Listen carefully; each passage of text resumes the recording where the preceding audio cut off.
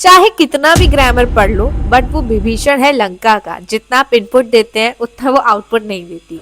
So English literature पढ़ना आपकी मर्जी नहीं, मजबूरी है।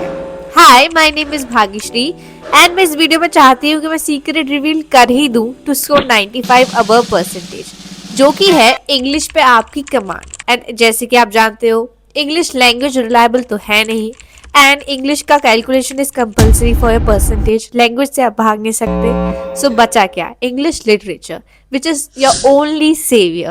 At the end of this video, I will reveal how I went from mere 76 marks in pre-boards to total 100 out of 100 in English literature, which made me topper of my school and district in English literature in just 1 month. क्योंकि मेरा pre-boards experience बहुत बुरा था. So let's just jump into the secret and unreveal it to score 100 out of 100 in English literature in just 1 month.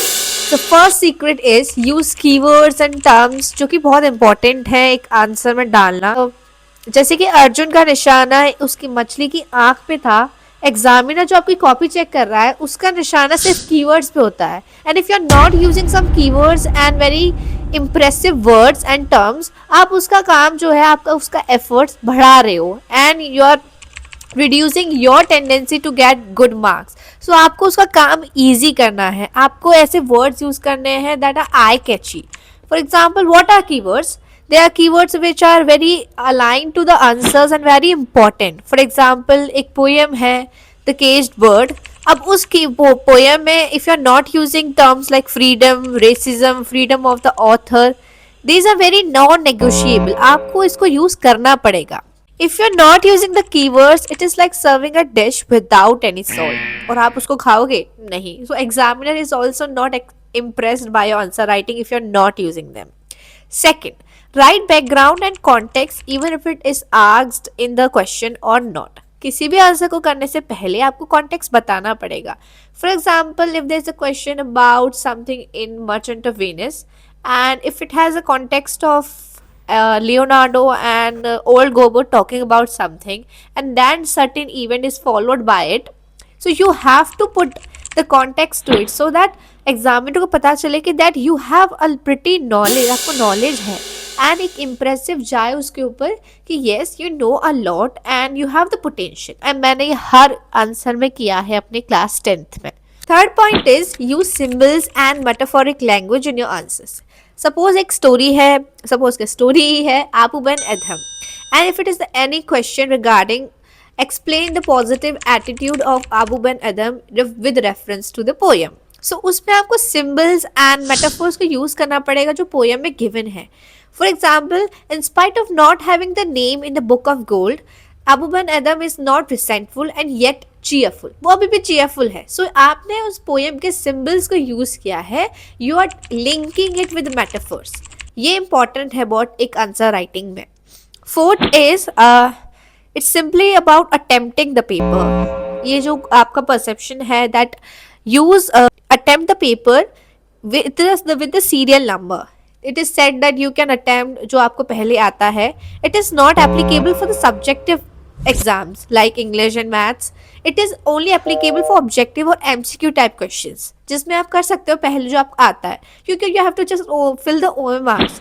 But यहाँ पे आपको you have not to make the efforts and work of the examiner heavy। आपको उसका काम बढ़ाना नहीं है। You have to ease out the work, you have to use the keywords, you have to align the answers in the serial number जहाँ पे वो पूछे गए हैं। You have to not increase his efforts।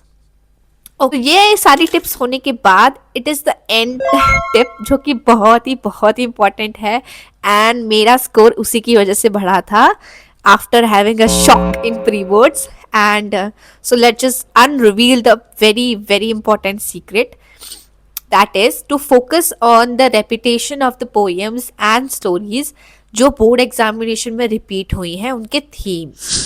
For example, बहुत सारी poems हैं आपकी बुक में एंड नॉवल तो है ही आपकी merchant of Venice. So you have to mention and realize the themes. For example, poem if caged bird है तो उसका थीम है it's related to women author है, वुमेन एम्पावरमेंट की बात है, इट इज़ अगेंस्ट रेसिज्म। वहीं अब नेक्स्ट ईयर लाइक 2022 में पोएम आई केज्ड बर्ड, 2023 में I'm just supposing it. Poem I related to daffodils. Now you know that a women empowerment की poem इस साल नहीं आई है. So it is having a major possibility कि 2024 में वो आएगी. This way you can analyse it for different different perspective, जैसे कि इंडियन ऑथर की पोयम आई है कि नहीं आई है, कौन सा एक्सट्रैक्ट आया है मर्चेंट ऑफ वेनिस का, it is related to end वाला स्टोरी जहाँ पे फ्लैश रिलेटेड बात आती है, या फिर स्टार्टिंग का जो बेसिकली पोर्शियस वो मिलते हैं वो रिलेटेड है. सो आपको उसका एनालिसिस करना पड़ेगा, एंड ये मैंने किया है. Before one day before board examination I was very confused कि अब क्या पढूं, because it's lot of poems and you can't revise it in one day. So I just watched a video of a teacher, normally primary no school teacher, and she actually elaborated upon very nice way, and almost 90% same ही था जो उन्होंने बताया था कि इस साल ये possibility है, क्योंकि अपॉन ये जो डेस मैंने आपको पैरामीटर्स बताए हैं उसके ऊपर कि ये वाली पोयम इंग्लिश ऑथर आया है तो अब इंडियन ऑथर आएगा. Related to it you have to analyse it. So ये एक last tip and it is very fruitful. So एक स्मॉल टिप मैं देना चाहती हूँ. आपकी प्रिपरेशन हुई हो नहीं हुई हो, आप कुछ रेफरेंस बुक्स अभी परचेज कर लो. किसी भी पब्लिकेशन की हो सकती है, अरिहंत और Oswal. It will help you because आप सिंपल रीड आउट कर लो सो दैट आपकी जो नॉलेज है वो डाइवर्सिफाई हो जाए. You can derive the symbolic knowledge of every story, poem, extract जो रिलेटेड है, एंड वो बहुत हेल्प करता है. You do no need to write answers every day, but आप उसको रीड कर लो. ओके, सो ये हमारी एंड हो चुकी है सारी टिप्स. एंड मैं नहीं चाहती थी कि बिल्कुल भी कोई भी मेरा फ्रेंड मेरी तरह अपनी हालत करे प्री बोर्ड्स के बाद, and I don't want anybody to cry hell out like I did. So this was the tip, and thank you for watching, and do let me know what other topics you want to make me to make videos on. So thank you, bye bye.